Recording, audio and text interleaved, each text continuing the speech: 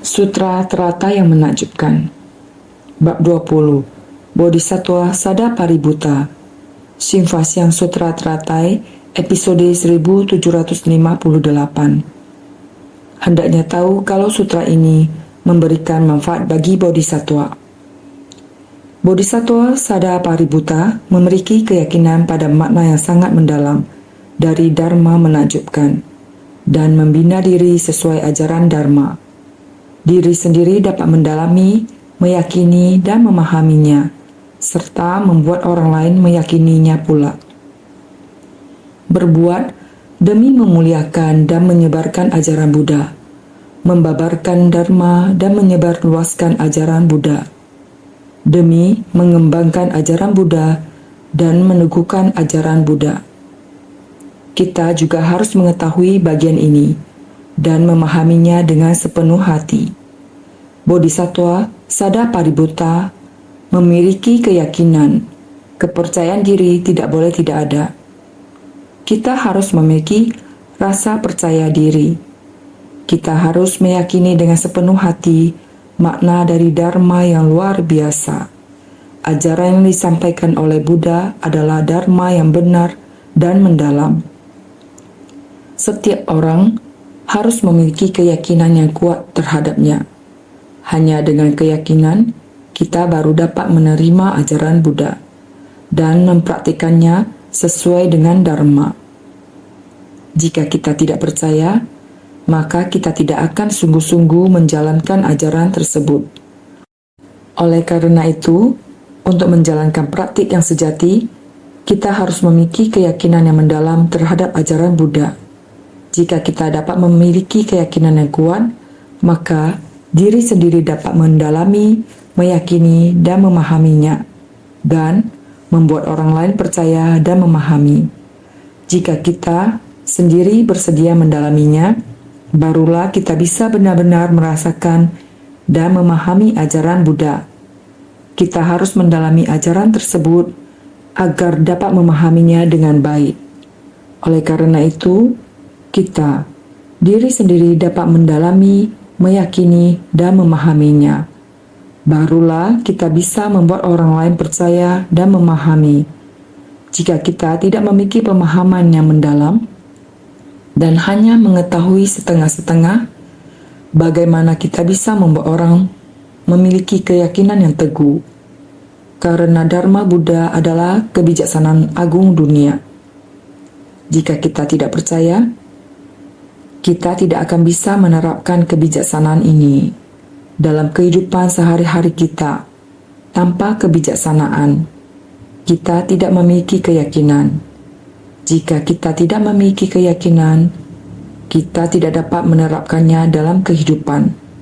Lalu, bagaimana kita bisa membimbing orang lain dan membuat mereka percaya?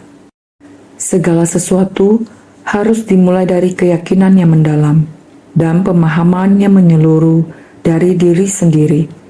Oleh karena itu, berbuat demi memuliakan dan menyebarkan ajaran Buddha, membabarkan Dharma, dan menyebarluaskan ajaran Buddha.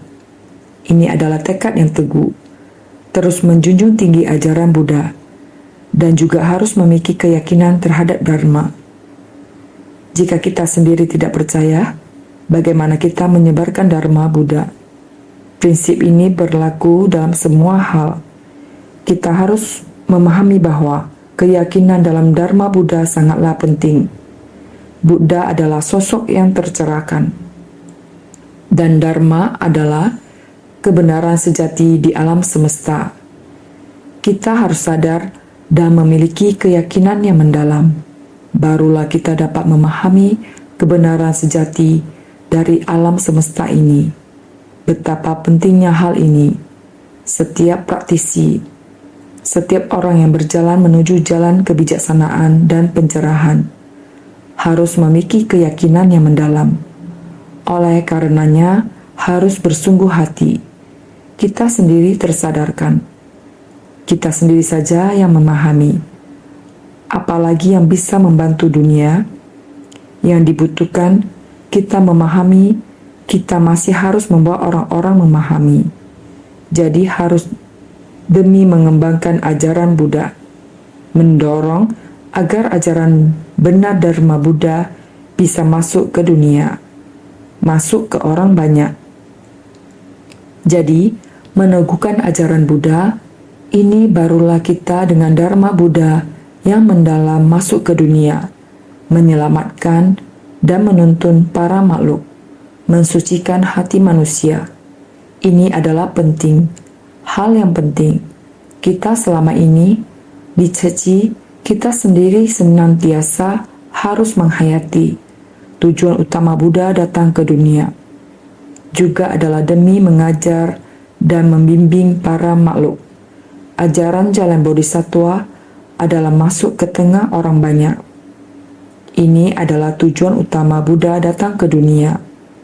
Juga adalah tujuan utama mengajarkan ajaran Bodhisattva di dunia. Kita semua sangat jelas. Bodhisattva di dunia adalah untuk memahami penderitaan para makhluk. Makhluk hidup yang manapun, di tempat manapun ada penderitaan. Walaupun menghadapi rintangan, juga harus ke sana untuk membantunya.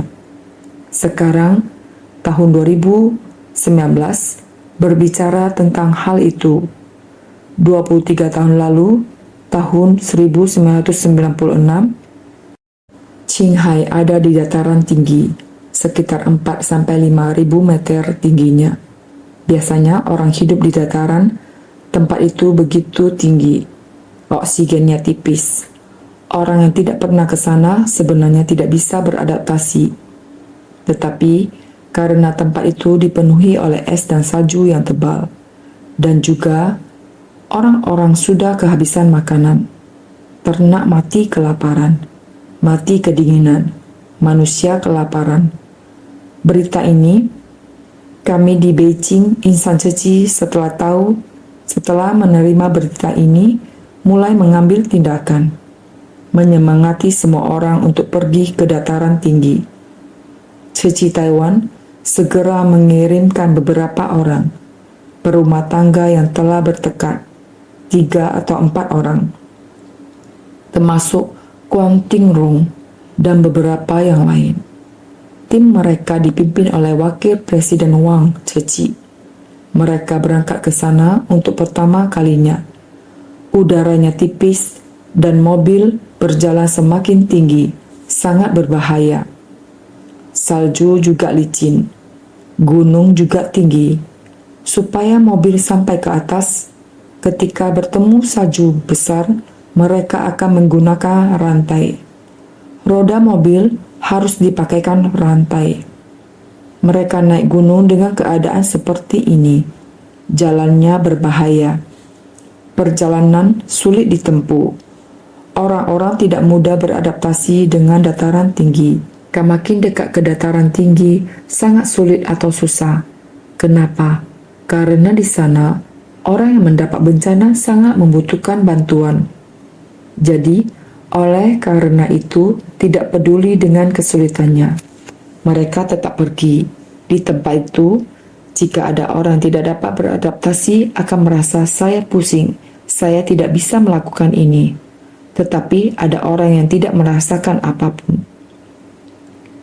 Walaupun perjalanannya berat dan udara sangat tipis, tetapi mereka dapat selesai pembelian barang bantuan di sana.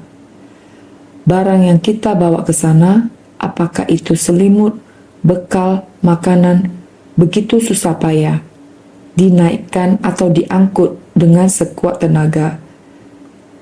Dari survei bencana sampai kembali lagi dan pergi lagi untuk mencari makanan, itu sangat sulit.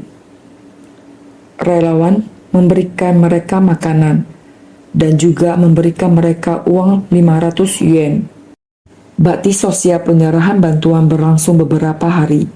Walaupun orang-orang bekerja dengan susah payah, mereka telah kembali. Masyarakat setempat sangat terharu, bersyukur. Perasaan bersyukur mereka simpan terus di dalam hati. Ada seorang pria bernama Pai Chun. Pria ini mendapat $500 dari Ceci. Ia sangat senang, sehingga ia bergegas membeli seekor sapi. Dengan demikian akan dapat memenuhi kebutuhan hidupnya. Apa yang diberikan sapi itu kepadanya? Sapi itu dapat menghasilkan susu dan membuat mentega dengan susu tersebut. Dengan cara ini, keluarganya berhasil melewati kesulitan dengan selamat dan terus mempertahankan penghidupan mereka. Dengan seekor sapi ini, keluarga ini dapat bergantung pada susu sapi dan sisanya dibuat menjadi mentega untuk menyehatkan seluruh keluarga. Jadi ia sangat bersyukur. Dengan hati yang bersyukur, dia terus menyimpan pemberitahuan pembagian bantuan. Ia juga menyimpan surat yang diberikan saat pembagian bantuan. Ia sangat menghargainya, selalu menyimpan ceci di hatinya. Ia menyimpan pemberitahuan pembagian dan surat dengan rasa hormat dan dengan hormat bersujud. Jadi, ini yang ia sampaikan. Kali ini, tahun 2019, kami pergi kembali dan berkata, saya menggunakan cara saya untuk berdoa. Saya berdoa agar kalian diberkati dengan kesehatan jasmani dan batin. Ketika kami pergi kali ini, laki-laki ini mengatakan hal ini. Ketika ia bertemu dengan relawan Ceci, saya mengenal seragam biru dan putih. Kalian pernah datang sebelumnya. Ia tidak mengenal orangnya, tetapi ia mengenal seragamnya. Selain itu, terdapat seorang tua lainnya. Dia juga mendapat 500 yen dari kita dan sedikit barang lainnya, seperti pakaian dan lain-lain. Beberapa tahun ini, dia menghabiskan 400 yen. Dia membelanjakan uang itu untuk keperluan musim dingin. Di tempat mereka, masa yang paling penting adalah melewati musim dingin. Sangat dingin di musim dingin. Ketersediaan makanan di musim dingin lebih sedikit. Maka hampir selalu di musim dingin, kebutuhan akan meningkat.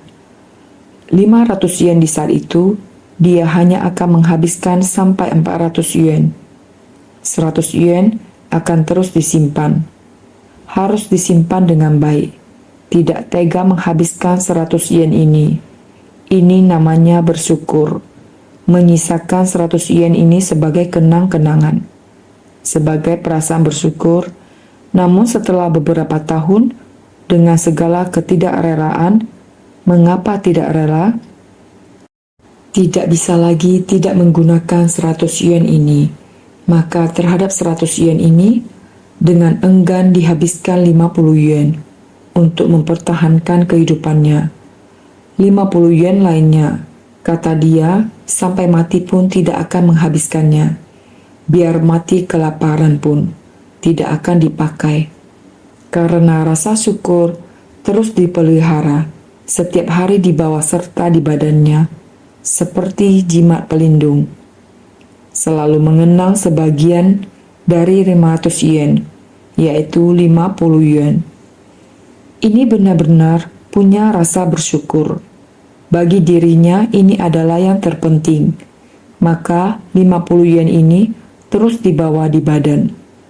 Walaupun akan mati kelaparan, dia tetap akan menyimpan 50 yen ini di badannya. Ini tidak mudah. Ini adalah seseorang yang mengerti rasa syukur. Hanya orang-orang yang tahu bagaimana bersyukur, yang benar-benar tulus dan memiliki keyakinan. Seperti kita dengan penuh hormat dan tulus terhadap Buddha, Dharma Buddha, Rupang Buddha. Jika kita memberikannya kepada seseorang, ini sebagai doa untuknya. Bagi sebagian orang, bahkan hanya satu kata atau beberapa kata sehubungan dengan Buddha, mereka akan sangat menghormatinya. Mereka punya keyakinan terhadap Buddha, menghormati Dharma Buddha, dan melindunginya. Di antara kita juga ada yang demikian. Demikian juga kakek ini. Dia sangat tidak berdaya. Harus menghabiskan 100 yen yang tersisa. Benar-benar tidak berdaya. terpaksa merelakan 50 yen darinya. Namun, terhadap sisa yang 50 yen ini, dia berkata bahkan jika saya mati kelaparan, saya tidak akan menghabiskannya. Saya harus menyimpannya. Dengan penuh hormat, mempersembahkannya ke kuil Sang Buddha, menyimpannya bersamanya ketika dia pergi keluar. Beginilah cara kita berjalan di jalan bodhisattva di dunia ini dan menanggapi kebutuhan makhluk hidup yang menderita. Dia membutuhkan dan kami segera datang. Dia tidak pernah melupakan seragam biru dan putihnya, terukir dalam ingatannya, dalam hatinya. Kali ini tahun 2019, saat kami tiba, kelompok relawan Ceci ini bukanlah orang yang sama seperti tahun sebelumnya. Tapi orang-orang ini seperti dengan orang-orang yang dulu pernah datang.